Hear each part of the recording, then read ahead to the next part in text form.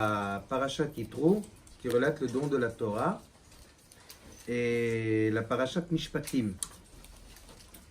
Qu'est-ce que c'est Mishpatim? C'est un peu difficile à traduire en français, mais d'une manière générale, on va dire que Mishpatim, c'est tout ce qui touche à la justice, c'est tout ce qui touche à la société, et d'une manière générale, c'est tout ce qui touche à Ben Adam le Chavero. On sait que il y a trois parties dans la Avodat Hashem. Il y a Ben Adam, la Kadosh Baruch Hu, donc les lois qui ont trait à la relation entre la personne, entre l'homme et Akadosh Baruch Hu. Il y a Ben Adam, le Atzmo, c'est-à-dire toutes les lois ou toutes les halachot qui ont trait à la relation entre la personne et elle-même. Et la troisième partie, c'est entre Ben Adam, le Chavero, entre l'autre et son prochain. Alors la Parashat Mishpatim qui traite justement de la justice et en général et de la société et comment régler les rapports entre les individus. Donc en vérité c'est ce qui traite de Ben Adam le Chavero. Alors, ce qu'il y a de très intéressant c'est que la partie de Ben Adam le Chavero, il y a une sorte de paradoxe. Quand on lit les Chazal, c'est peut-être d'ailleurs lié, les Chazal nous insiste énormément sur le fait que c'est la partie peut-être la plus importante de la Torah et de toutes les halachot. Mais dans la vie quotidienne, malheureusement, c'est exactement le contraire qui se passe.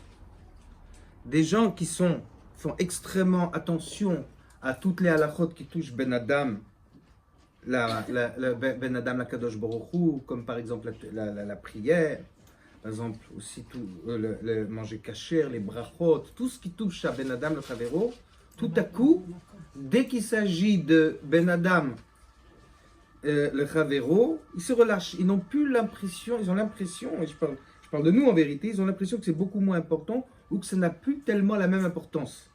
J'ai entendu ce matin une histoire qu'on avait racontée à l'époque de Raphaël de Brisk et qui relate justement tout à fait cet état d'esprit. Justement, il y a quelqu'un qui allait chez Raphaïm, il avait un poulet. Il avait un poulet, il voulait savoir si le poulet était kasher ou pas. Il voulait savoir si le poulet était kasher ou pas. Et Raphaïm de Brice, il a regardé le poulet, il a vu qu'il y avait certaines parties qui étaient un peu cassées. Il a conclu que le poulet était trèfle et qu'il ne pouvait pas être mangé. Et l'autre a dit, bon, ben, c'est dommage, c'est pas grave. Je vais jeter le poulet. Qu'est-ce qu'on peut faire? C'était un froum, c'était quelqu'un de religieux, il ne voulait pas manger quelque chose de trèfle, il a jeté le poulet. Et puis, quelques semaines après, le même monsieur est revenu, mais cette fois-ci, il avait un din Torah avec un autre. Il avait un conflit, un consensus avec une autre personne. Il est retourné chez Raphaël de Brisk, et apparemment, le gars, il n'avait pas de chance. Déjà, la semaine d'avant, il avait jeté le poulet. Et là, Raphaël de Brisk lui a dit, excuse-moi, tu as tort, c'est l'autre qui a raison et c'est toi qui dois payer. En vérité, je ne sais pas si ce qu'il devait payer, c'était un prix tellement plus important que le poulet, c'était pas obligé. Mais en ce qui concerne le poulet, il avait accepté le deal, il dit, c'est là, je ne veux pas manger de trèfle. Et tout à coup, là où il perdait, et en vérité c'était une perte d'argent, comme le poulet aussi c'est une perte d'argent, il a commencé à s'énerver, il a refusé d'accepter qu'il avait perdu. Il dit, non, c'est pas normal, c'est moi qui ai raison, je ne comprends pas pourquoi... le Rav, il préfère justifier l'autre côté. Puis il a commencé même à crier, à s'énerver. Il a dit, le Rav, c'est pas un Rav. Quand il s'agissait de rendre le poulet trèfle, c'était un Rav. Il fait faire attention, faites pas manger le poulet, c'était pas caché. Et puis tout à coup, là, on a l'impression qu'il n'y a plus d'alachot, il n'y a plus rien. Le fait qu'on lui ait donné tort, ça l'a mis dans tous ses états. Et puis même Raphaël de Brisk, qui était le gadol ador, c'était plus un Rav, c'était plus rien. C'était fini. En vérité, quand on parle de la Torah, quand on parle des mitzvot, on ne parle pas seulement de manger ce qui est kasher et de ne pas manger ce qui n'est pas kasher, de faire les brachot comme il faut et de faire la tfila. On parle aussi de ne pas faire du tort à l'autre. En vérité, ce gars-là, il était énervé par le fait qu'il avait perdu, mais il ne se rendait pas compte que peut-être gagner, ça voulait dire faire du tort à l'autre qui n'aurait pas dû faire. Et ça aussi, c'est un problème d'après la halakha. Et ça, en vérité, c'est l'attitude commune qu'on a de tous les jours. Quand on entend cette histoire, on est scandalisé. Mais en vérité, ce n'était pas seulement ce monsieur, c'est nous. Nous, on est comme ça. On a tout à coup l'impression que dès qu'il s'agit de Ben Adam le Chavero, ça ne touche plus à la halakha, ça ne touche plus à la Torah. Et donc, c'est pour ça justement que juste après le don de la Torah, ce n'est pas par hasard que vient la première paracha qui vient, c'est la paracha de Mishpatim. Justement, pour nous avertir de tout ce qui touche de Ben Adam le Chavero, que ça fait partie justement de la Torah et des mitzvot, pas moins que le reste, et si ce n'est pas plus, non pas que ce soit plus que les autres mitzvot, mais que très souvent, l'application de la Torah commence par là. Parce que justement, c'est peut-être la partie la plus difficile de la Torah à accepter et à appliquer. Alors, le Rav Chaim, il donne une explication très intéressante. Quand la parachelle, justement, elle commence, elle dit « Elou mishpatim », voilà les mishpatim que vous devrez apprendre. Il donne une explication intéressante, que c'est peut-être une explication pourquoi, justement, les gens font moins attention à Ben Adam le Chavero, à tout ce qui touche Ben Adam le Chavero qu'à Ben Adam la Makom. Quand je dis Ben Adam le Chavero, c'est pas seulement être gentil, mais c'est aussi par rapport aux problèmes très souvent qui se posent, qui sont les problèmes d'argent, qui sont les problèmes qu'on peut avoir dans la vie civile. C'est pas pour rien on dit la vie civile. Les goïms, ils disent la vie civile. C'est-à-dire pour eux, ça n'a rien à voir avec la religion. Et nous, notre erreur, c'est de considérer la même chose, alors que la Torah, elle dit exactement le contraire. Et quelle est l'explication que le Rav Chaim dit? Il dit qu'il faut apprendre les mishpatim dans la Torah, pas moins que le reste. Il dit pourquoi? Parce qu'encore une fois, les gens, ils font une erreur. Ils se disent, je suis obligé de savoir, de connaître ce qui est caché et ce qui n'est pas caché pour ne pas manger de trèfle. Je suis obligé de savoir comment faire les brachot pour ne pas faire une bracha le vatela. Maintenant, toutes les lois qui ont trait à Ben Adam le Chavero en général et qui touchent par exemple d'abord les problèmes financiers, les problèmes de mammon, parce que très souvent, les problèmes de Ben Adam le Chavero, ça commence très souvent avec l'argent et avec les problèmes d'argent. Les gens, ils n'ont pas l'impression que les halachot contre l'argent doivent les connaître. Ils disent pourquoi? Parce que maximum, il y a des dayanim pour s'envacher les dayanim. Puis quand les dayanim, ils ne sont pas posés comme vous, alors ça se termine comme le cas qu'on a dit. On commence à les insulter. Bon, ça, même sans aller jusque-là, les gens se disent, pour ça, il y a des dayanim, il y a des shoftim, on va au beddin, et ceux qui règlent le problème. Et le Rav Chaim, il dit, c'est une très très grosse erreur. Parce que si on ne connaît pas ces halachot, si on ne connaît pas ces mishpatim, on peut faire des avérotes dans la vie de tous les jours qui ne sont pas moins grandes que celles qu'on fait quand on fait une bracha qui n'est pas la bonne ou quand on mange quelque chose qui n'est pas caché alors qu'on croit que c'est caché. Un exemple, par exemple, on se rentrer dans toutes ces halachot. Un exemple, par exemple, il y a dans des halachot en ce qui concerne justement les achats de choses, les achats de produits, qui sont très très différents des halachot cachés les goïms. Très très différents des halachot cachés les goïms. Par exemple, si je vais dans un magasin et puis que je donne de l'argent ou je vais chez quelqu'un, je donne de l'argent pour acheter un produit, alors chez les goïms, on dit qu'une fois que j'ai donné l'argent, la personne est obligée de me donner le produit. Elle ne peut plus revenir. Pourquoi? Parce que j'ai donné l'argent. C'est l'argent qui fait que l'achat il est conclu. Dans la halakha, ce n'est pas du tout comme ça.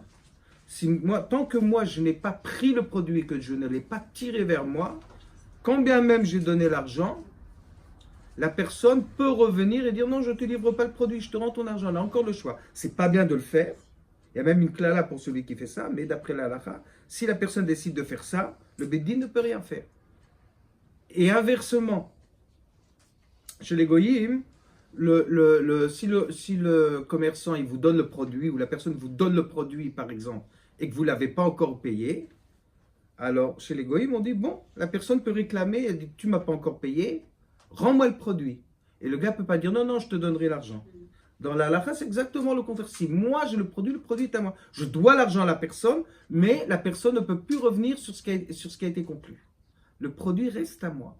Donc ça, c'est par exemple, on n'est pas obligé d'arriver à un dayan pour savoir ici. C'est-à-dire qu'ici, on peut se tromper sur la halakha, on peut sortir de force un produit qui n'est pas à soi parce qu'on croit qu'on a donné de l'argent donc c'est à nous ou l'inverse, sans arriver jusqu'à dayan et finalement prendre quelque chose qui n'est pas à soi.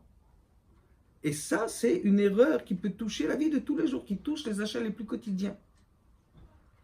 Donc, c'est pour ça que les mishpatim, on doit les connaître au moins en tant que le reste, au moins, si on ne les connaît pas, parce que c'est bon, c'est de la faute qu'il faut apprendre comme le reste, au moins être conscient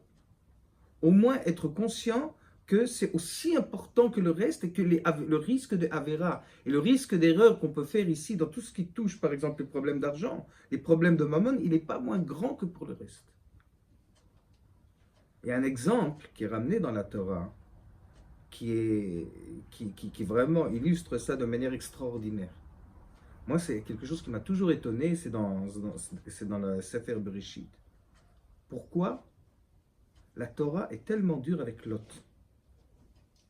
Dans la paracha, c'est marqué dans l'Ech Lecha, c'est marqué que Lot, qui a quitté tout pour suivre Avraham Avinu, qui l'a suivi par mot et par veau, c'était un tel rachat que tant qu'il était avec Avraham, Akadosh Baruch Hu ne parlait même pas à Avraham Avinu. Il ne lui parlait même pas. Il a fallu que Lot se sépare de Avraham Avinu pour que Akadosh Baruch Hu accepte de reprendre le dialogue avec Avraham. Donc apparemment, on peut vraiment franchement penser que Lot, apparemment, c'est même pas apparemment, c'est la réalité, que Lot n'était pas quelqu'un de très bien. Pour que Akadosh Baruch Hu refuse de parler à Avraham Avinu, simplement parce que Lot était avec lui, c'est donc que Lot ne devait pas être très fréquentable, c'est moins qu'on puisse dire. Et pourtant, quand on voit la paracha suivante, on n'a pas du tout l'impression que Lot c'est un rachat. On voit les 3 malachim qui arrivent à Sdom pour détruire Sdom. Ouais. À ce moment-là, il rencontre Lot. Lot, en plein Sdom, il était en train de faire des matzot. Donc on voyait déjà qu'il gardait les mitzvot. Déjà à Paris, c'est pas évident. À Sdom, ça l'est encore moins. Donc on voit déjà que c'était pas vraiment le... Bon, enfin c'est pas parce qu'on garde, qu'on fait des matzot qu'on est un tzaddik, on a peut-être encore d'autres manques. Mais ensuite on voit que Lot, il s'arrête devant ces 3 malachim, qui sont 3 passants. Il veut les inviter. Il fait déjà Achnasat Orchim. Donc Achnasat Orchim, c'est pas non plus quelque chose de si évident que ça. Bon, c'est peut-être pas encore le maximum, mais c'est déjà pas mal aussi. Comment? Il a même accepté d'échanger ses filles pour les en plus c'est à la fin. C'est-à-dire que déjà en plus, mais même avant d'en arriver aux filles, faire de l'Achnasat Orchim, c'est déjà pas facile, même à Paris, même à Tel Aviv ou à Jérusalem, mais à Sdom, non seulement c'est pas facile, mais c'est même dangereux, parce que c'était pas du tout dans les mœurs des habitants là-bas, ni dans les lois. Là-bas, les mishpatim, c'était pas du tout ce qu'on a dans la Torah. C'était même très dangereux. Donc lui, il avait un poste très en vue, c'était le chauffet. Je sais pas pourquoi les habitants de Sdom l'avaient mis au-dessus de tout le monde. Donc non seulement il risquait sa parnassa, mais en plus il risquait sa vie en faisant Achnasat Orchim. Et en plus, quand ensuite les habitants de Lot que les habitants de Sdom sont venus chercher Lot, il était même prêt, donc c'est ce que vous disiez, à leur donner, ses filles, à leur donner ses filles juste pour sauver, pour protéger ses invités. Alors donc là, on voit qu'on a vraiment affaire à un niveau de Messirut Nefesh et de sacrifice qui dépasse très très très largement une personne ordinaire. On peut ne pas être d'accord peut-être avec le calcul de l'autre, de donner ses filles pour sauver ses invités. C'est peut-être pas très... On peut dire que peut-être c'est pas sûr que la Torah accepte qu'une personne fasse un tel deal. Mais en tout cas, à moins de dire que l'autre n'aimait pas ses filles, à mon avis ça ne devait pas être le cas. Même si on n'est pas d'accord avec ce qu'il fait, le moins qu'on puisse dire c'est qu'il y avait là un esprit de sacrifice et qui allait bien au-delà de ce qu'on peut voir, même dans les générations après, même chez des gens qui sont des tzadikim. Est-ce que parce qu'il Comment? savait que c'était des malachim, peut-être. Mais si c'était des hommes ordinaires, est-ce qu'il aurait fait ça? D'abord, je ne suis pas sûr. D'abord, quand il les a vus, il les a vus sous la forme de simples passants. Il les a vus sous la forme de simples passants. Et d'après les commentaires, jusqu'à ce qu'ils disent « Nous, on va détruire cet endroit », il n'avait aucune... il n'avait apparemment pas de yédi, pas de connaissance que c'était des malachim. Même quand bien même ça aurait été des malachim, d'abord s'il avait su que c'était des malachim, à mon avis, il aurait compris qu'il était en sécurité, qu'il n'y avait pas tellement à s'en faire, et puis qu'il n'y avait pas besoin de donner ses filles pour ça. Mais quand bien même, disons qu'il aurait voulu les protéger et qu'il savait que c'était des malachim, de donner ses filles, si on les aime, à mon avis, il devait les aimer, il n'y a pas de raison de penser que non, c'est quand même pas évident. Ça relève quand même d'un niveau de tzidkout et de spiritualité qui était assez grand. Donc de dire que l'autre était un rachat, et c'est pourtant Rashi qui le dit, c'est quand même très très important. C'est quand même très étonnant. Non, alors peut-être que en fait il s'est pas, Hachem il s'est pas dévoilé devant Abraham pour ne pas humilier peut-être, pour au contraire, Hachem ne s'est pas dévoilé devant Abraham. Il ne voulait pas lui parler parce qu'il disait qu'Abraham était avec un rachat. Il a dit que c'est un rachat. Oui, c'est les commentaires, c'est Rashi qui explique. Après que l'autre se soit séparé d'Abraham, C'est marqué à ce moment-là, Akadosh Baruch Hu a repris le dialogue avec Abraham. Et Rashi explique pourquoi. Parce que Lot était un tel rachat que tant qu'Abraham, qui était pourtant un tzaddik, un grand tzaddik, était avec Lot, alors Akadosh Baruch Hu ne voulait pas lui parler. Il ne voulait pas parler même à Abraham Avinu. Alors moi, je me demande, c'est la question en vérité que tout le monde pose, c'est pas seulement ma question, la question du sabbat miklem encore de beaucoup de mefarshim, quand on voit comment Lot s'est conduit, la Knassatochim qu'il a fait, le fait qu'il était prêt à sacrifier sa fille pour protéger ses invités, le fait même de faire Knassatochim dans un endroit où c'était très dangereux de le faire, parce qu'à Sodome c'était vraiment interdit de faire ça, c'était la peine de mort pour ceux qui faisaient du chesed. Donc on voit pas tellement finalement où est le rachat. Un tel rachat, au point qu'Akadosh Baruch Hu ne veut même pas parler à Abraham, qui jette Abraham Avinu ou qui l'a suivi jusque-là. Mais il a sauvé Abraham aussi quand il Comment a dénoncé aux Égyptiens. Oui, alors on dit qu'à l'époque il était bien. C'était encore quelqu'un de bien. Mais la vérité, il a fait que des choses. Apparemment, il a fait des choses bien, même après d'ailleurs. Même après, il a fait des choses bien. Donc le problème, c'est pourquoi la Torah, pourquoi Chazal, Rashi, considérait Lot comme un tel rachat. Un rachat comme ça, vraiment, si tout le monde était rachat comme ça, je pense que la vie serait belle. Mais en vérité, elle n'était pas tellement. Et le sabbat Mikelem, il donne la raison. Il donne la raison. Il dit la raison tient à un seul mot. Le fait que Lot a voulu aller à Sodome. C'est ça, fait des choix. Maintenant, le fait de choisir Sodome montrait où étaient ses priorités. Mais en vérité, ça veut dire quoi de vouloir aller à Sodome? D'abord, c'est de se mettre avec des riches, mais qu'est-ce qui a pu pousser Lot, qui était l'élève d'Avraham Avinu, qui était capable de faire une telle messirut nefesh dans les mitzvot? Qu'est-ce qui a pu pousser Lot à vouloir aller à Sodome? Apparemment, comment? Matériel. Des gens, C'était En le deux matériel. mots, c'est ça. En deux mots, il a craqué sur le matériel. Matériel. Il a craqué sur l'argent. Et donc, il s'est dit, je vais quand même garder les mitzvot, je vais quand même rester un bon juif. Bon, même si à l'époque, le concept de juif n'existait pas. Mais enfin bon, la Torah était déjà là en vérité. Donc on va dire qu'il pensait que on pouvait rester un bon juif tout en donnant priorité à l'argent. Mais en vérité, c'est pas parce qu'on donne priorité à l'argent qu'on est un rachat. C'est pas parce qu'on donne priorité d'aller à l'autre, d'aller à Sodome pour ça, c'est déjà beaucoup plus grave. Et c'est ce qui lui était reproché. Mais bon, de donner priorité à l'argent, vaut mieux donner la priorité à la spiritualité, au reste. Bon, tout le monde n'est pas un malheur et tout le monde n'est pas un ange. Mais en vérité, quand on lit l'histoire de Lot, on fait attention à quelque chose de très très particulier. Que déjà avant d'aller à Lot, qui s'était passé entre Lot et Abraham, en vérité entre les bergers de Lot et les bergers d'Abraham Avinu. Ils s'étaient disputés. Ils s'étaient disputés sur les champs. Le Gezel. Comment? Exactement. Ils s'étaient en vérité disputés sur le Gezel, c'est-à-dire que les bergers de Avram s'étaient battus avec les bergers de Lot, parce que les bergers de Lot faisaient du Gezel. Quel Gezel ils faisaient?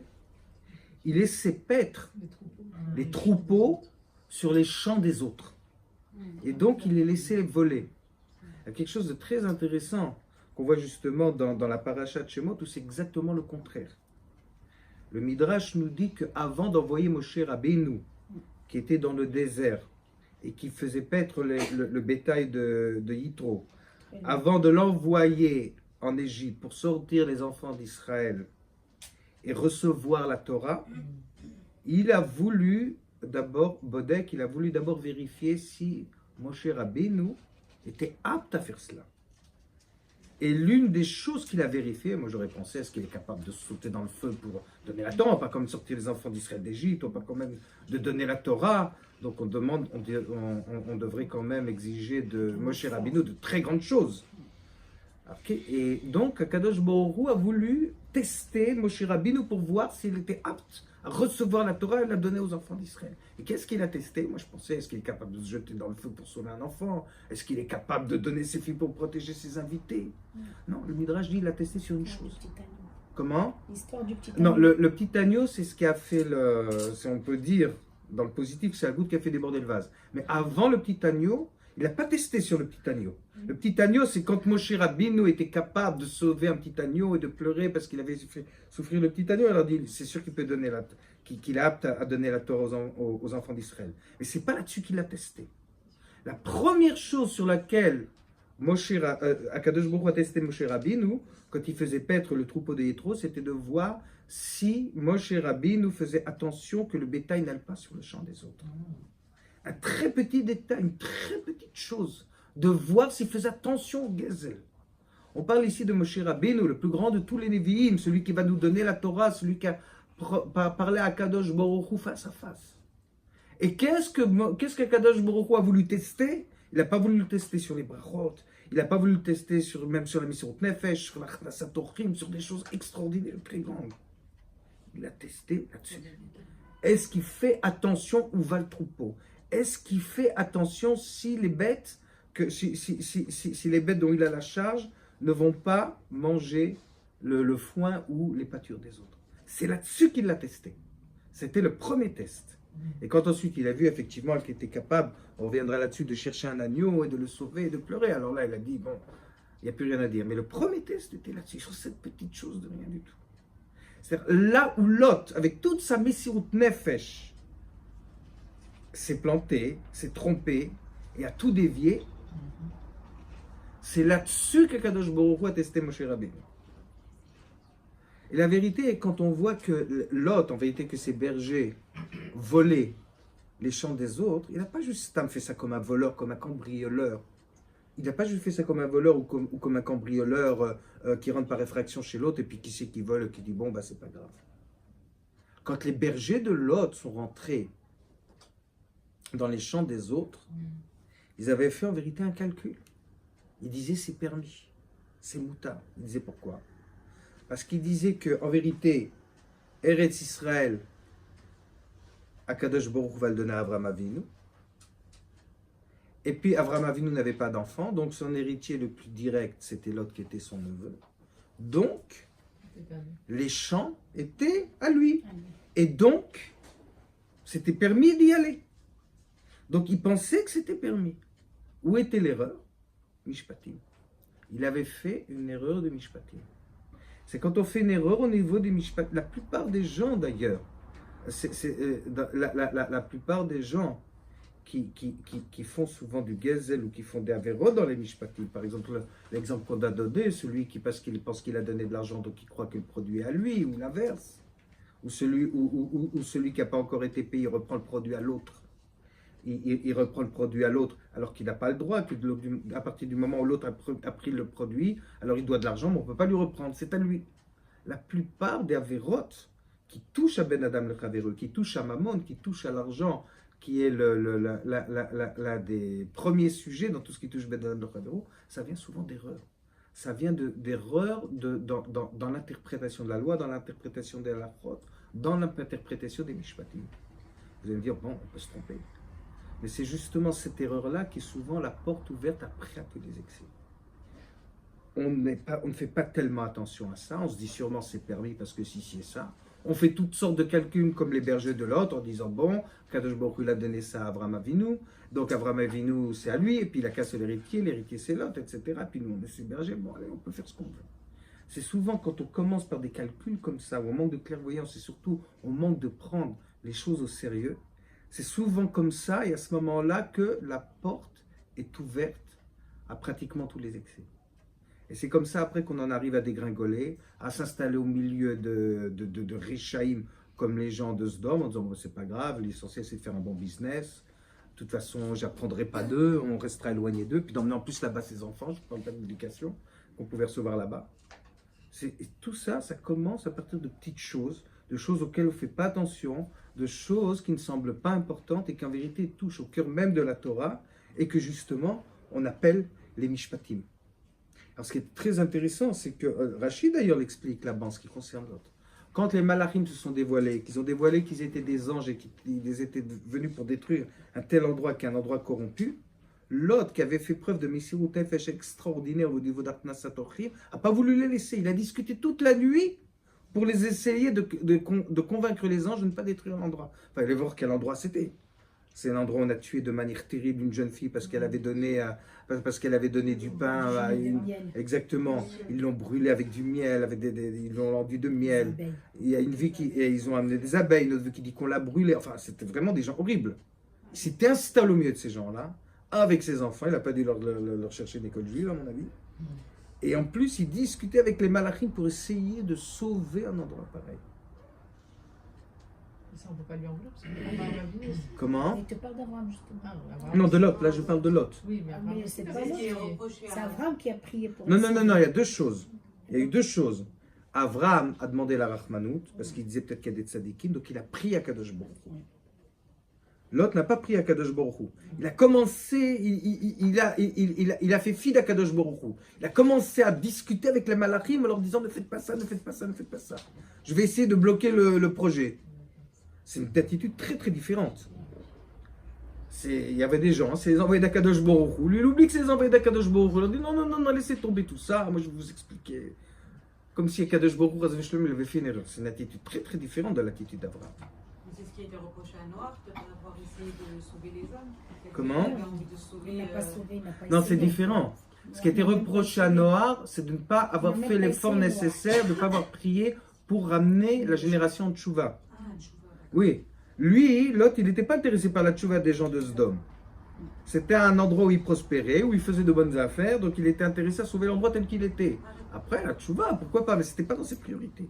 C'est-à-dire qu'on voit comment, à partir du mammon, comment à partir de l'argent, les gens peuvent complètement perdre les pédales et puis en arriver aux pires excès et au pire, presque au pire basset spirituel, parce que finalement, il n'a pas hésité à s'installer dans un endroit qui était terrible. Donc, en vérité, le problème, encore une fois, il commence à partir de Mishpatim. Alors, en vérité, avant de réellement comprendre qu'est-ce que c'est Mishpatim, il faut essayer de voir ici qu'est-ce qui se passe exactement. Donc en vérité, le Chazon Ish, dans son Sefer Emunah Vebitachon, c'est parce que c'est marqué que Akadosh Baruch Hu, il aime le Mishpat. Akadosh Baruch Hu, comme ça c'est marqué Oev Tzedaka Vemishpat.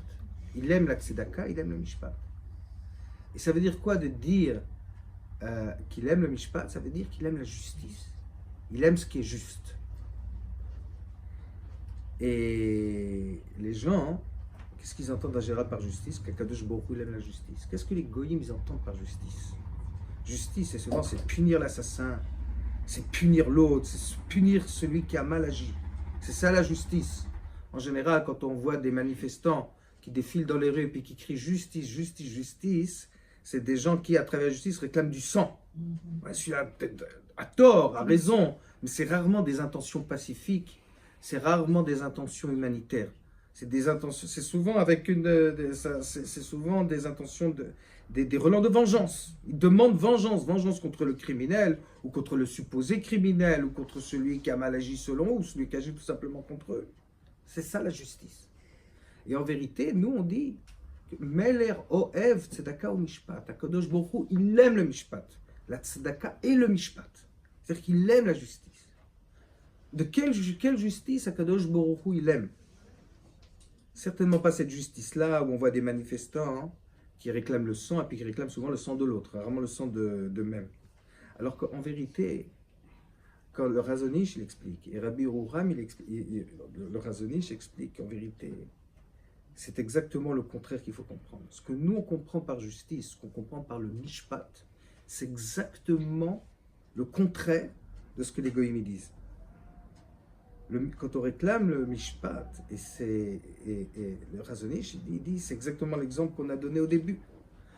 Il dit, on voit la personne, elle se demande si c'est cachère ou pas cachère, elle a un doute, ouais. Elle se dit, je préfère pas manger. Est-ce que j'ai un problème de bracha? Est-ce que c'est la bonne bracha? C'est pas la bonne bracha? Elle sait pas quelle bracha faire, elle préfère s'abstenir. Quand une personne, comme on disait au début, elle a un din Torah avec un autre, quand elle va avec un autre, là, elle n'hésite pas du tout. Peut-être c'est moi qui ai tort.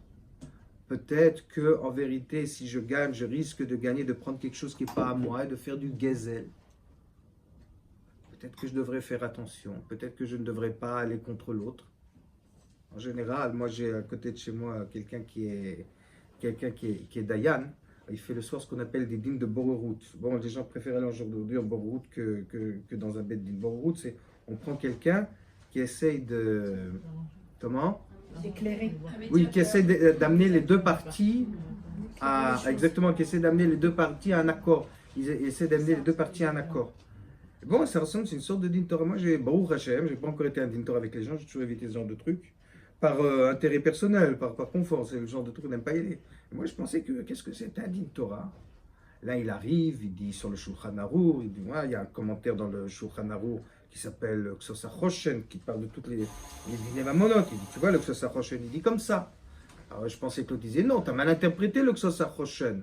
Le Ksos HaChoshen, il dit pas comme ça. Alors, comme là-bas, on a un mur qui est assez, n'est-ce pas, comme les bonnes constructions israéliennes, on entend tout ce qui se passe. Espèce d'idiot, espèce d'imbécile, rachat, je sais pas, le gars, je sais pas comment il fait. D'ailleurs, lui, on n'entend presque pas parler, on le laisse tout simplement pas parler, le Dayan. Il n'arrive pas à en placer une. Il y en a qui dit, je parle plus, je veux plus te parler du tout. Et puis 2 minutes après, il recommence. Bon, heureusement que la chambre a couché de l'autre côté, parce qu'on ne pourrait pas dormir de nuit.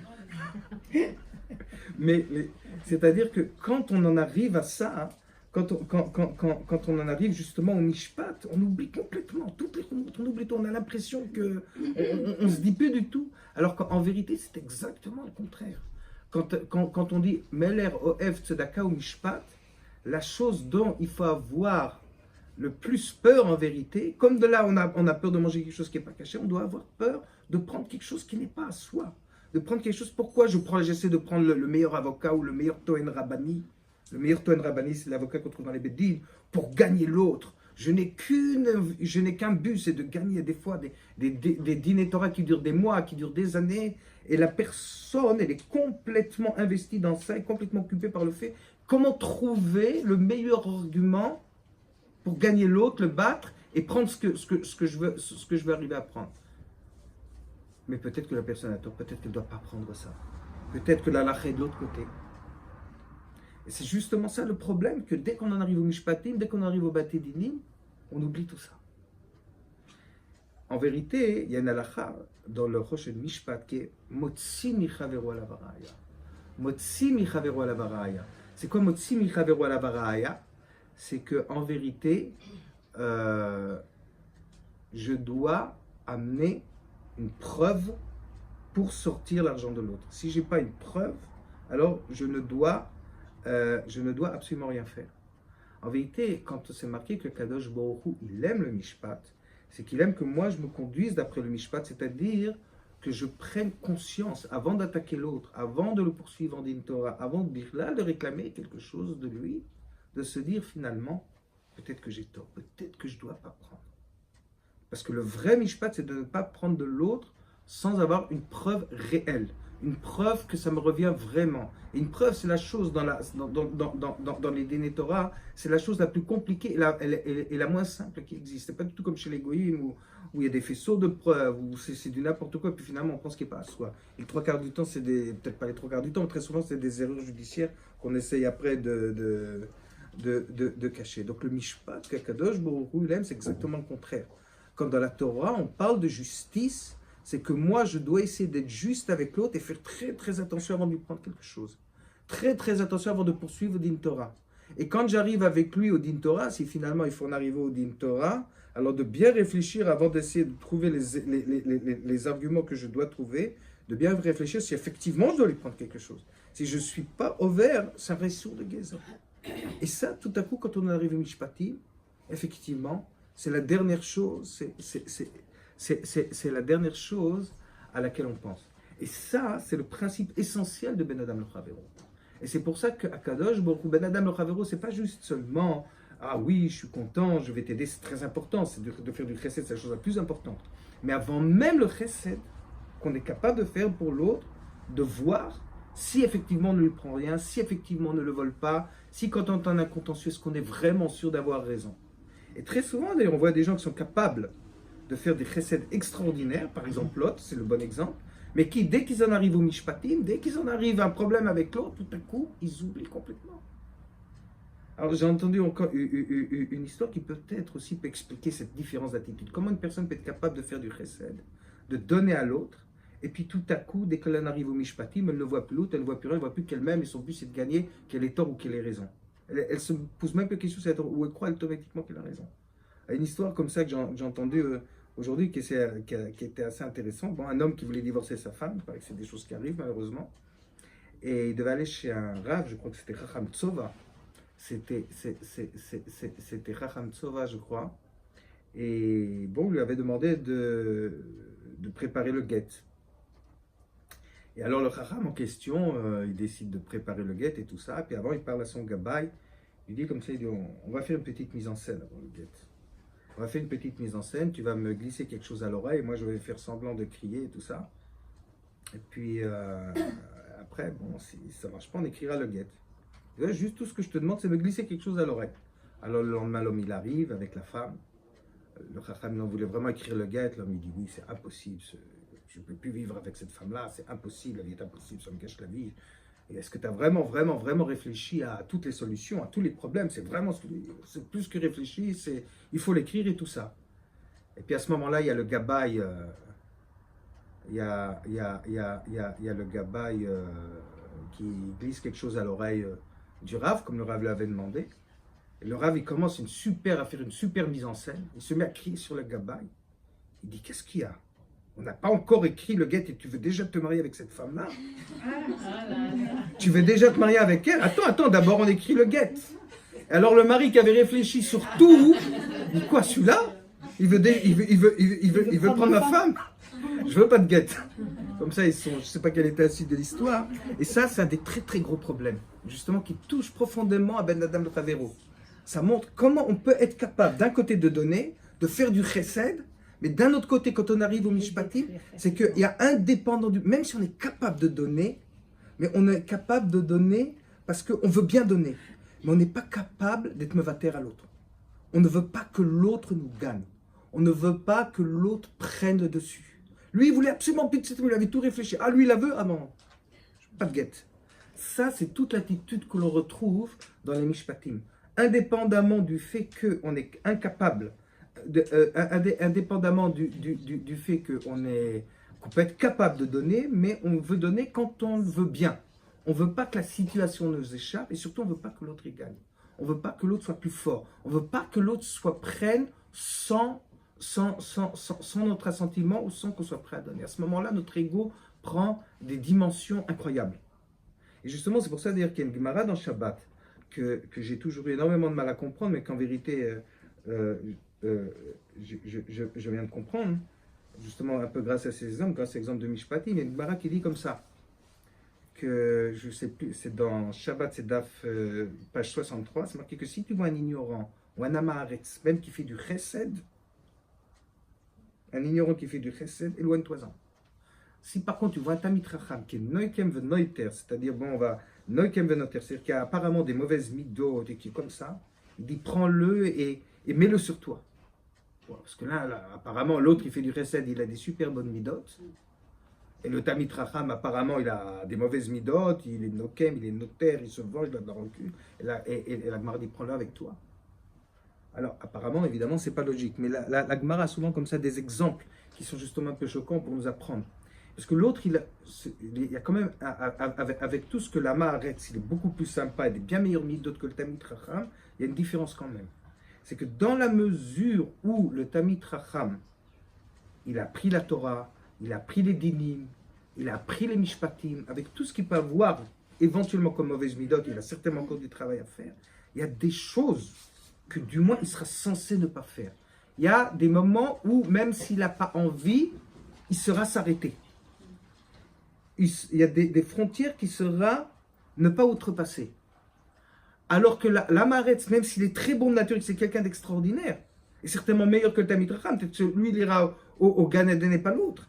Mais comme justement il n'a pas appris les halachot, il ne connaît pas les limites, donc d'un certain côté il pourra faire un chesed extraordinaire, mais d'un autre côté, s'il rentre dans des histoires d'ego, qu'il a un conflit avec quelqu'un, alors il peut à ce moment-là tout oublier et outrepasser toutes les frontières, outrepasser toutes les goulots, toutes les limites. Et ça, c'est un très très grand danger.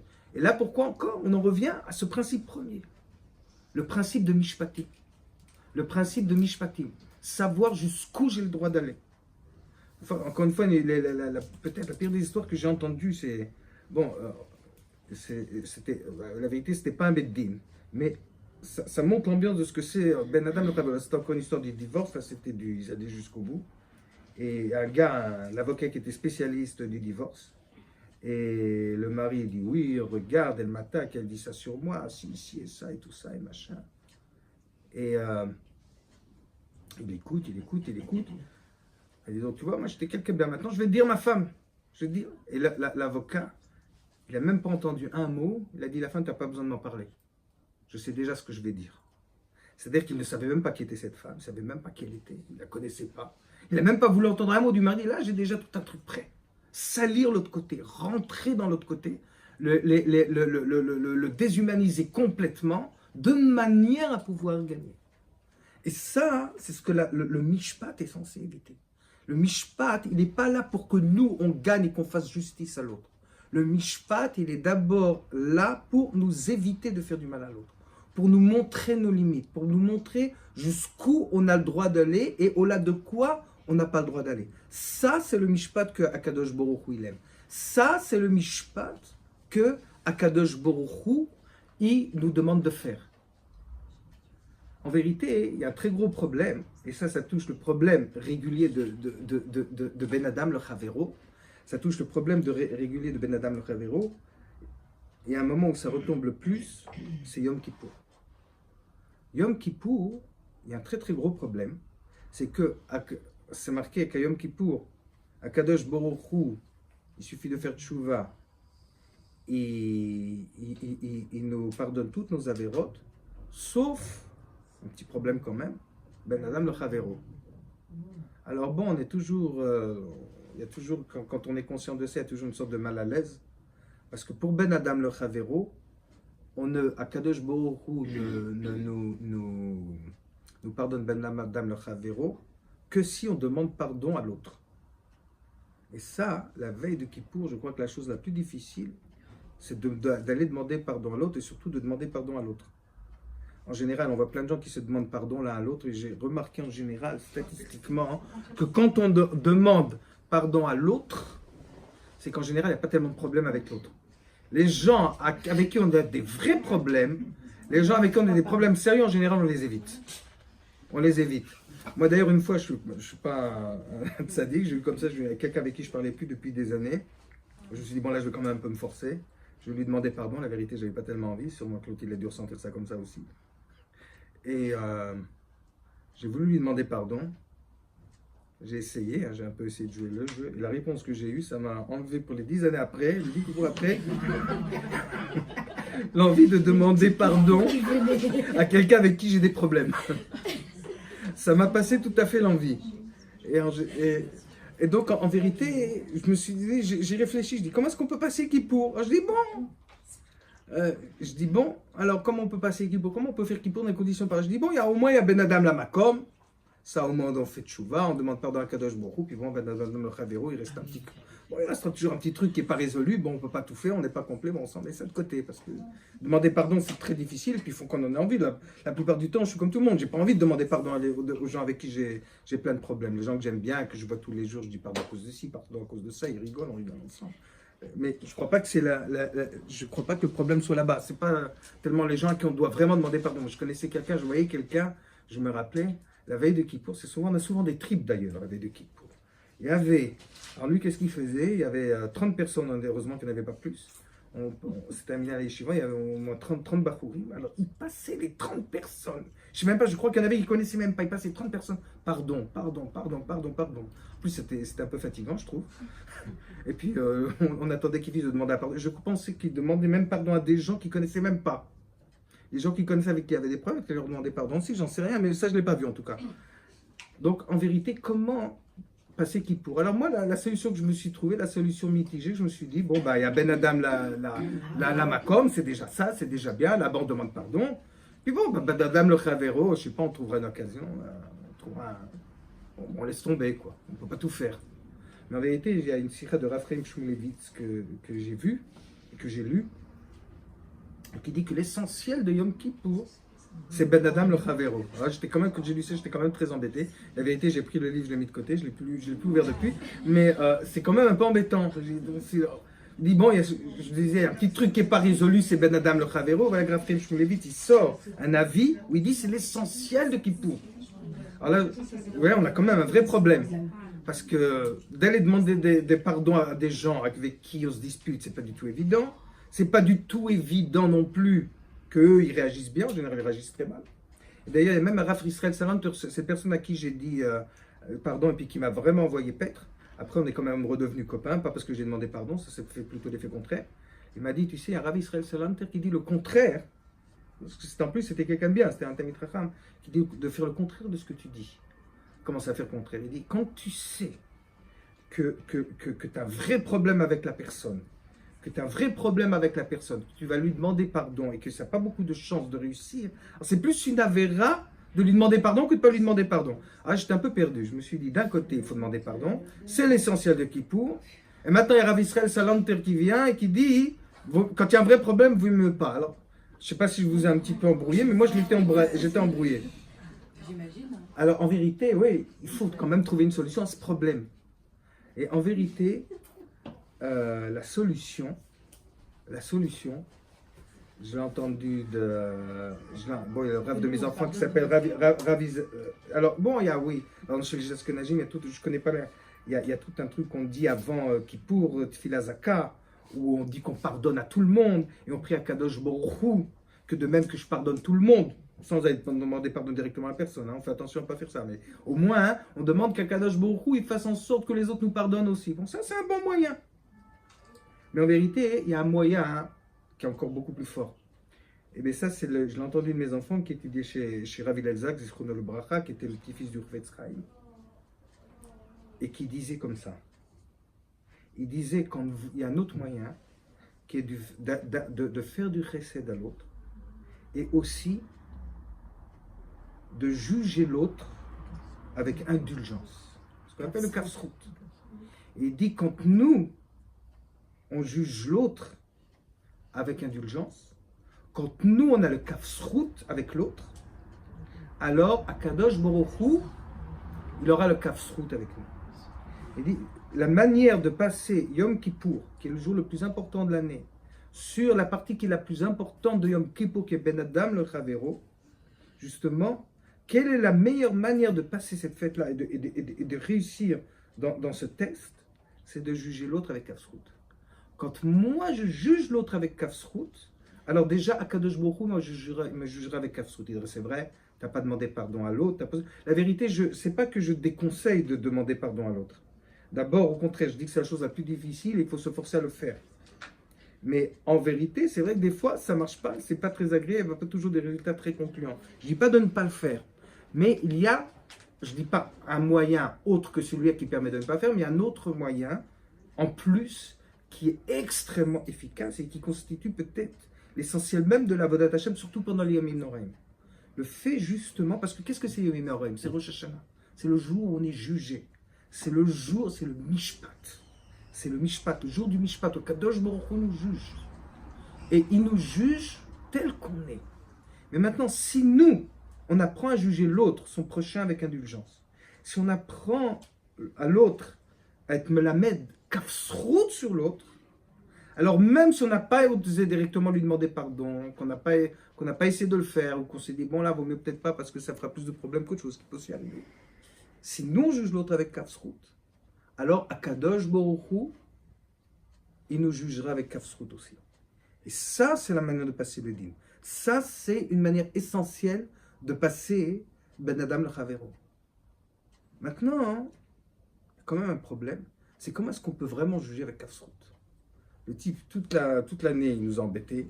Toute l'année, on a eu des problèmes avec lui. Et puis tout à coup, il faut dire, oh, bah finalement, kafsrout. Finalement, il a raison. Il a raison, c'est un type bien. C'est quand même un petit peu difficile. Justement, le Mirtam Eliyahu, Rav Dessler, après ce que disait Rabbi Elazar, que j'ai retrouvé dans le Mirtam Eliyahu. Et le Mirtam Eliyahu, il dit, je vais te dire, tu n'arrives pas à faire tchouva sur tes avérotes. Tu n'arrives pas à faire tchouva sur tes avérotes, tu n'arrives pas à faire tchouva sur tes fautes. Moi, je vais te donner un derrière beaucoup plus simple. Apprends à être mevater à l'autre, apprends à renoncer à l'autre, et à le juger bien comme il faut avec kafsrout, à lui donner raison. Ça, c'est le derrière le plus simple. Pour me faire tchouva sur la vérote, c'est plus facile. Tout à coup, de donner raison à l'autre, le voisin qui vous énerve depuis déjà 1 an, ou 2 ans, ou 10 ans, tout à coup, dire qu'il a raison, je préfère faire tchouva sur... comme je peux, bien pleurer comme beaucoup savent le faire, et ça, laisser tomber. Comment est-ce qu'on peut faire Kafsrout? En vérité, Myrta Milou dit que c'est quelque chose d'extrêmement simple. Il n'y a rien de plus simple que de juger l'autre avec Kafsrout. Il faut juste faire un petit switch dans la tête. Pas de dire non, il est gentil, il est bon, et puis de dire des choses auxquelles on ne croit pas. Mais c'est d'essayer de faire le mishpat, mais le mishpat dans le sens contraire où les gens le font. Et là encore, on en revient à la notion de mishpat. Comment est-ce que la notion de mishpat? La notion de mishpat, c'est de dire, je cherche les arguments, quand une personne elle va au Beddin, elle cherche ses arguments qui prouvent qu'il a raison, ses arguments à elle.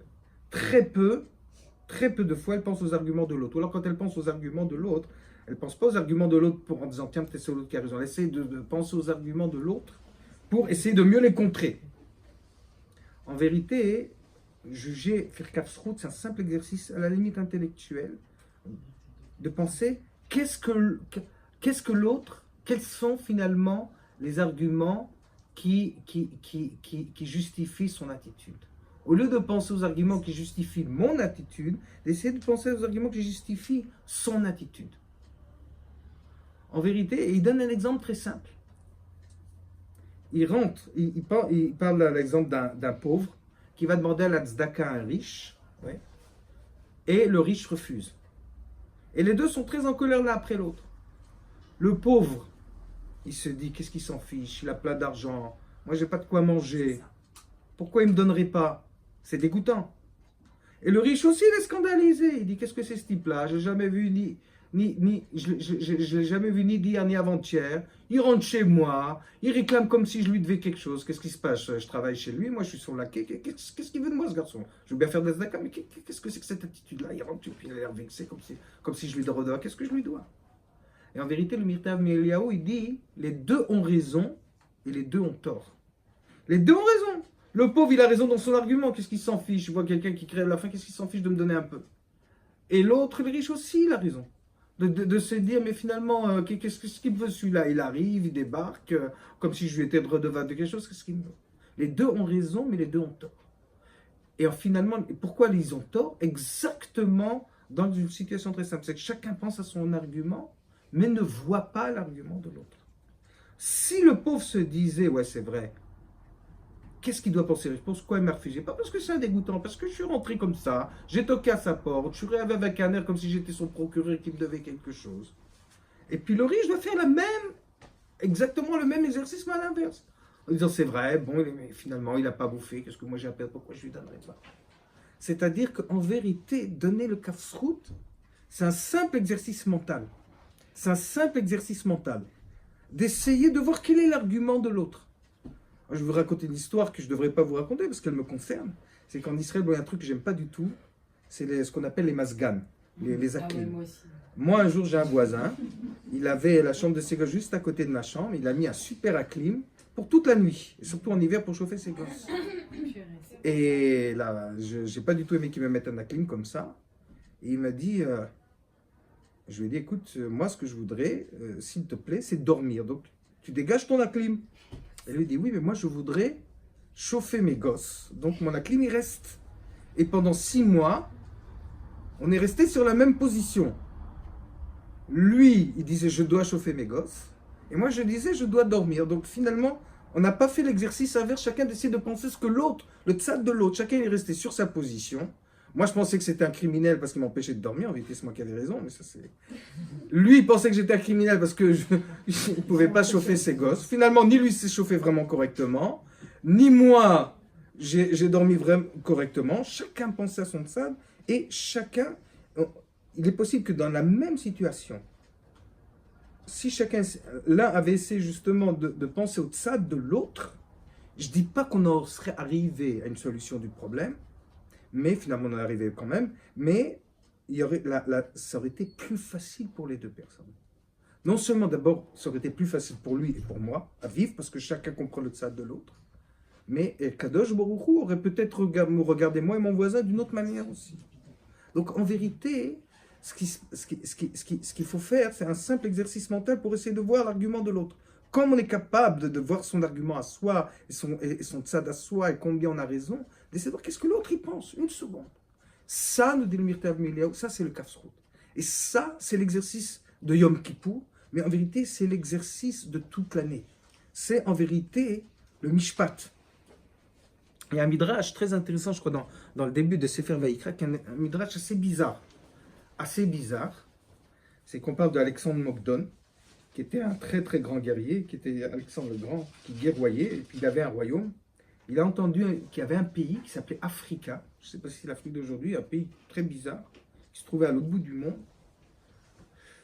où là-bas, les gens vivaient dans une harmonie extraordinaire. Extraordinaire. Et lui, qui était un conquérant, qui avait gagné des guerres, il avait tout chez lui, sauf l'harmonie, sauf la paix, sauf finalement le bonheur. Il manquait l'essentiel. Il avait les conquêtes, mais il n'avait pas l'essentiel. Il n'avait pas le bonheur. Et comme un roi ou n'importe qui cherche toujours ce qui lui manque, il sentait quand même que ça lui manquait un petit peu. Il a entendu parler de cet endroit-là où il n'y avait pas seulement le bonheur, il y avait la bracha, il y avait la bénédiction, il y avait la bracha, il y avait la sérénité. Et il a voulu voir pourquoi là-bas il y avait ce que lui, qui était le plus grand conquérant et le plus grand militaire du monde, n'avait pas réussi à avoir. Donc il est allé là-bas et il est rentré donc dans ce pays. Je ne sais pas pourquoi on parle comme ça d'un pays. Et là-bas on l'a accueilli avec de l'or, avec de l'argent. Vraiment ça sentait énormément la bracha. On voyait la richesse, il y avait le bonheur, il y avait les brachas de tous les côtés. Il leur a dit, mais comment que ça se fait? Comment vous êtes arrivé à quelque chose comme ça? Qu'est-ce qui s'est passé? Pourquoi vous avez une telle bracha que moi, qui est le plus grand conquérant de tous les temps, qui est le roi le plus puissant de la terre, j'ai pas réussi à avoir? Qu'est-ce que vous avez? Et alors à ce moment-là, il dit, viens, il a quand même une petite idée, il a dit, j'aimerais savoir comment se passent chez vous les dynimes.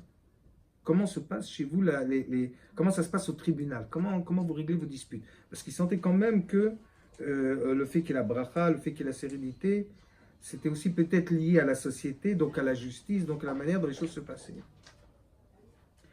Et il voit un beddin entre deux personnes, un qui avait vendu un champ, un qui avait vendu le champ, et l'autre, et donc il avait acheté. Il y avait un din Torah entre l'acheteur et le vendeur. Sur quoi portait le din Torah? C'est parce que le champ en question, on avait découvert en dessous des diamants. On avait découvert en dessous un trésor. Et les deux personnes se battaient, développaient des argumentations sans fin pour essayer de gagner l'autre côté à propos du trésor en question. Sauf que l'enjeu était le contraire de ce qu'on pourrait imaginer. Chacun affirmait que le trésor était à l'autre. Le vendeur disait non, c'est son champ. Moi, quand le vendeur disait non, moi, quand j'ai vendu le champ, j'ai vendu avec tout ce qu'il y a dedans. Donc, s'il y a un trésor dedans, c'est à lui. L'autre disait non, moi, j'ai juste l'intention d'acheter un champ. Je n'avais pas l'intention d'acheter ce qu'il y a en dessous. Donc, le trésor, il appartient au vendeur. Donc, chacun se disputait, mais en vérité, pour donner raison à l'autre. Et Rabbi Yehoram, il dit, c'est ça le vrai mishpat. Le vrai mishpat, c'est d'être super nizar, de faire très très attention, de ne pas prendre ce qui est à soi. Et s'il y a un mishpat, alors l'attitude naturelle, et c'est ça l'attitude qu'Akadosh Baruch Hu il aime, c'est de rentrer justement dans cette notion-là, qui est si importante de motzi michaveru ala baraya, il faut apporter la preuve, et donc ne jamais être sûr d'avoir la preuve, et finalement préférer que ce soit l'autre qui prenne. Il dit ça c'est le mishpat, ça c'est ce qu'Akadosh Baruch Hu il aime, et ça c'est le kafsrout, ça c'est le kafsrout, parce que qu'est-ce que c'est finalement le kafsrout? C'est de voir, de voir quel peut être l'argument de l'autre, de voir qu'est-ce qui peut avantager l'autre avant de voir ce qui peut nous avantager nous. Et justement, il y a une Gemara dans Baba Metzia qui dit quelque chose apparemment de terrifiant. Elle dit pourquoi le Beth Amikdash a été détruit. Alors on dit Beth Amikdash, c'est une autre Gemara qui le dit dans Yoma, qui dit que le Beth Amikdash il a été détruit à cause de la sinaprinam. Il a été détruit à cause de la haine gratuite. Et la Gemara dans Baba Metzia, elle dit une phrase assez énigmatique, elle dit que le Beth Amikdash a été détruit à cause que les gens allaient d'après le Din Torah. Alors la Gemara s'étonne sur celui qui a dit ça, dit, parce que tu vas d'après le Din Torah, alors c'est pas à cause de ça que le Beth Amikdash a été détruit. D'après quel din tu vas aller d'après le Din des Goyim? Et celui qui a dit cette phrase-là répond, dit non. On dit qu'ils allaient d'après le Din Torah, c'est qu'ils n'allaient pas au-delà du Din Torah. Ça veut dire quoi? Que chacun, il était makpid. Il disait, le din, il est de mon côté, je ne suis pas mevater, je ne renonce pas. Si le din, il est avec moi, je prends tout ce que me donne le din. Et en vérité, c'est pour ça que le Beth Amikdash a été détruit. On va dire pourquoi finalement. Le Beth Amikdash a été détruit parce que je pense qu'il me revient. Parce que je pense qu'il me revient. Alors, c'est à cause de ça que je suis un rachat à cause de ça. Je suis un rachat, c'est à cause de ça que le temple va être détruit. Si je fais comme ils faisaient les bergers de Lot, de prendre ce qui n'est pas à moi et puis d'aller voler sur les champs des autres, je comprends. Je comprends que pour ça, le Beth Amikdash peut détruire. Parce que tout ça, je fais le din Torah et je prends ce qui me revient après le din. Et puis je ne cède rien à l'autre. Pourquoi je serais cédé? C'est à moi. Mais en vérité, je t'ai quand même à rassurer, c'est pas parce qu'une personne gagne un din et que ça revient d'après le din Torah que c'est un rachat. On a le droit de prendre ce qui vous revient. La Torah vous le donne le droit, c'est pour ça qu'il y a le din. Mais à condition que ce ne soit pas quelque chose de systématique. Quand ça devient quelque chose de systématique, c'est plus seulement quelqu'un qui respecte le din. Quand ça devient quelque chose de systématique, on ne cède jamais quoi qu'il en soit, alors à ce moment-là, ça devient une mauvaise mida. Et quand on a une mauvaise mida comme ça en soi, de ne jamais céder, mais quand je dis ça c'est nous, c'est la personne ordinaire qu'on est. Je ne parle pas de Réchaïm, je parle des gens ordinaires. Quand on développe en soi cette mauvaise mida de ne jamais céder à l'autre, à la fin, à un moment ou à un autre, on vient prendre ce qui n'est plus à soi. Il y a un moment où nécessairement on déborde. Et à ce moment-là, on s'éloigne du Mishpat. On s'éloigne de ce qu'Akadosh Baruch Hu a voulu qu'on construise. Et c'est ça qui a amené la destruction du Beth Amikdash.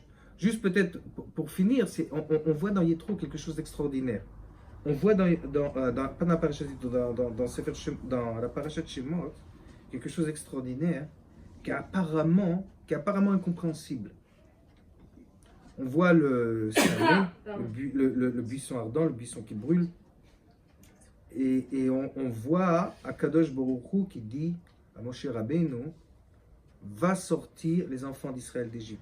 C'est l'heure, ils doivent être libérés, il faut que tu ailles les sortir. Et pendant une semaine, nous dit Rashi, pendant une semaine, Moshe Rabbeinu discute avec Akadosh Baruch Hu qui ne veut pas y aller. Et quel argument il avance? Il avance un argument, il dit, mais c'est pas moi de le faire. J'ai mon frère Aaron, c'est l'aîné. C'est à l'aîné d'y aller, c'est pas à moi. Là, j'usurpe ses droits. Apparemment, c'est très étonnant. Il y a des centaines de milliers de juifs et des millions de juifs qui sont en train de souffrir en Égypte le martyre. On tue leurs enfants, on les noie dans le... on les jette dans le Nil. Pharaon, il tuait nuit et jour, et comme il avait la lèpre, il égorgeait des enfants juifs pour se soigner avec leur sang. Donc, à partir du moment où Akadosh Baruch Hu, il dit à Moshe, Rabbeinu va sortir les enfants d'Égypte, la première chose à faire, c'est de prendre la moto ou l'avion, de courir. Il n'y a pas une seconde à perdre. Pendant une semaine, Moshe Rabbeinu, il a discuté avec Akadosh Baruch Hu. Et pourquoi? Pour quel enjeu? Je ne veux pas prendre la place de mon frère. C'est ça maintenant la priorité. C'est ça l'urgence. Donner de kavod, c'est quelque chose de bien, c'est quelque chose de remarquable, mais quand même des circonstances là. Il faut sortir les enfants d'Israël d'Égypte, ils sont en train de mourir. Donc le kavod de ton frère, c'est peut-être pas la priorité là maintenant. Et Moshe Rabbeinu, il a discuté pendant une semaine avec ça, et à la fin on voit qu'Akadosh Baruch Hu le justifie. Comment il le justifie? Il dit, sache que ton frère, il n'est pas makpid. Il est content que tu y ailles. Et c'est seulement qu'à ce moment-là, que Moshe Rabbeinu, il a dit, ah, mon frère, il est content. Alors, je veux bien y aller. Une semaine de perdu comme ça. En vérité, ce n'était pas une semaine de perdu. C'est que dans son immense rochma, Moshe Rabbeinu avait compris quelque chose. Et sortir les enfants d'Israël, pourquoi? S'il faut sortir les enfants d'Israël sur quelque chose qui n'est pas banouille, qui n'est pas construit sur le mishpat, sur la justice, ce qu'on entend par le mishpat, la justice, par le respect de l'autre, alors, ça ne sert à rien de sortir d'Égypte. De toute façon, on retournera au néant. Exactement comme on a vu que le Beth Amikdash a été détruit après. Il pensait pour que cette sortie soit une vraie sortie d'Égypte, pour que ce soit une vraie alicha vers la prospérité, il faut que ça se passe sur les bases du mishpat. Et le mishpat, c'est d'abord de ne pas faire du tort à l'autre. Donc si je dois usurper les droits de mon frère Aaron pour sortir tout le monde d'Égypte, et je commence par ça, alors à la fin on y retournera en Égypte, d'une manière ou d'une autre. Ce ne sera pas l'Égypte, ce sera autre chose, mais ce ne sera pas mieux. J'aurais rien fait. Donc il faut que ça se fasse sur des bonnes bases, sur une base du respect de l'autre qui commence par le respect de mon frère aîné.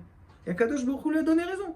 Il lui a dit, sache que Aaron il est d'accord, sache qu'Aaron il est content, il veut que tu le fasses. Ah bon, à ce moment-là seulement, à Moshe Rabbeinu, il a décidé d'y aller. En vérité, le mishpat, c'est la même notion que le kafsut, c'est d'apprendre à voir l'autre, d'apprendre à voir l'autre côté, d'apprendre à voir ce qui se passe en dehors de soi. Et ça, c'est la base de la Vodat Hashem. Et ça, c'est ce que vient en vérité nous apprendre Mishpatim. Meler Oef Tzedaka ou Mishpat.